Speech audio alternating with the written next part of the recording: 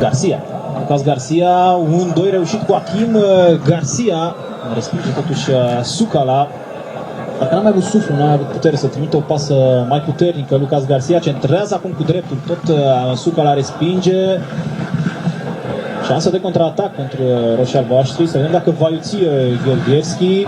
Pasă pe jos, într-o atingere, Stanciu, Borceanu, mai departe la Cristi Tănase, pune mingea jos, jucător FC Argeș, Tănase, Borceanu este acolo, pasa vine pentru Gheorghevski, foarte ofensiv în această primă repriză, macedoneanul centrează, mingea atacată de Nicușor Stanciu, dar a respins Dumitraș. Stanciu, la 20 de ani, e titular la Steaua și concurent pe post cu un alt jucător foarte tânăr, la fel ca și el internațional de tineret, Gabi Iancu. Acesta are 19 ani. Și pe Răduț. Da, și Răduț... Este o variantă. Cu siguranță este o variantă, însă Răduț e mai vârstnic decât cei doi. Acum Stana, o pasă către Gheorghiu, iată a urcat și fundașul stânga al Ceahlăului, centrează Gheorghiu, era căutat Golubovici, șutează Jula, gol pentru Ceahlăul, 2-1 din minutul 40. Marchează Emil Jula, un fotbalist revenit în Liga 1 după 5 ani. În 2008 lăsa pe oțelul pentru Energie-Cottbus, acolo unde era dus de actorul său antrenor Vasile Miliuță, la acea vreme impresar. Emil Jula, cumpărat de Energie-Cottbus în 2008 cu 700.000 de euro. Este primul gol pe care Steaua îl încasează într-o partidă oficială în acest sezon. Iată șutul său în plasa laterală cu piciorul stâng. Foarte bună execuția lui Emil Jula. Undeva din marginea careului a tras fotbalistul care a fotbalul la Universitatea Cluj. Nici o șansă pentru Tătărușanu. Și avem o partidă realmente interesantă aici în Ghencea. Să vedem ce ne rezervă în repriza secundă. Mai sunt 5 minute până la pauză. Bourceanu acum, el conduce atacul Stelei. Deocamdată nu pasează pentru că toți jucătorii Ceahlăului sunt pe propria jumătate de teren. Gheorghevski este liber în partea dreaptă, primește acum macedoneanul, centrala lui Gheorghevski, nereușită prin spatele porții. Jula ne-a demonstrat la faza de mai devreme că este un număr 9 adevărat.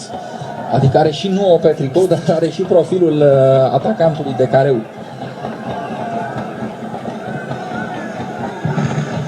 Da, spuneam mai devreme că ceilalți jucători ai Ceahlăului, coechipierii lui Jula, nu îi furnizează acestea baloane de calitate utilizabile. Iată însă că atunci când a avut oportunitatea, Jula și-a demonstrat calitățile.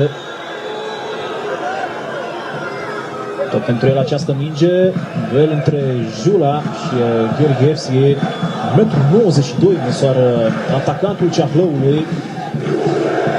Și are o mobilitate remarcabilă pentru un vârf de înălțimea sa. Aici vedem duelul la care Stefan Nicolici a solicitat lovitură liberă. O minge trimisă pe lângă poarta celor de la Ceahlăul. Iată-l pe încă un cadru cu Emil Jula. Revedem golul marcat în minutul 40. Iată, de la 15 metri șutează năpraznic Jula. Spuneam că în 2008 a plecat de la oțelul la Energie-Cottbus, apoi a mai jucat pentru MSV Duisburg, Anorthosis Famagusta și VfL Osnabrück.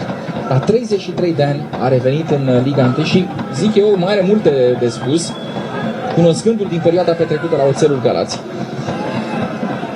Și văzând în ce stare fizică este în acest moment. Mâine, pe DigiSport 1 de la ora 17, avem un partid de asemenea foarte interesantă. Botoșani CFR Cluj, de la ora 19 se joacă Cluj Petrolul și de la 21:30 Viitorul Astra. Luni, Corona Oțelul, ora 19 pe DigiSport 1 și FC Vaslui Rapid, tot pe DigiSport 1 de la 21:30. Așa cum v-ați obișnuit, programul complet al transmisiunilor îl găsiți pe site-ul nostru, pe digisport.ro. Lui Stanciu nu i-a ieșit pasa. Stana acum îi trimite lui Achim.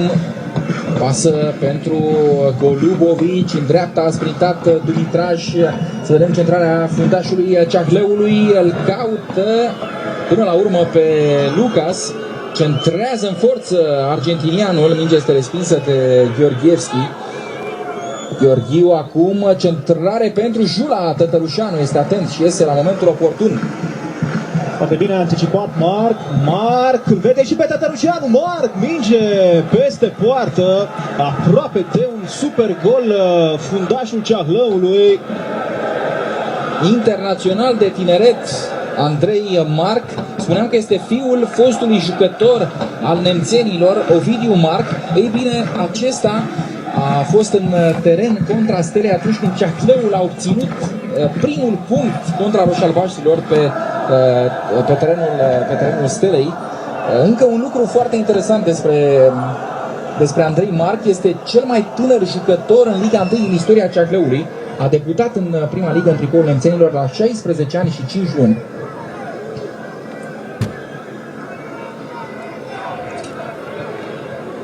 Ceahlăul, o formație care are un centru de copii și juniori foarte productiv și o formație care promovează astfel de fotbaliști din propria pepinieră. Stana se suie în cârca lui Alex Borceanu, bate repede lovitura liberă Daniel Stana. Marc a căutat pe verticalizare, pasă direct în picioarele lui Cristi Tănase. Borceanu îi trimite acest balon lui Adi Popa. Vine din spate și Gheorghevski, Adi Popa, acum șut mult peste poartă, expediat de Nicușor Stanciu. Și este finalul primei reprize. Steaua Ceahlăul, după 45 de minute de joc spectaculos, este 2-1. Adi Popa a deschis scorul pentru Steaua în minutul 11, dintr-o poziție de offside însă nesemnalizată. 2-0 s-a făcut în minutul 27 de corejita lui Gheorghevski. Jula a redus diferența în minutul 40.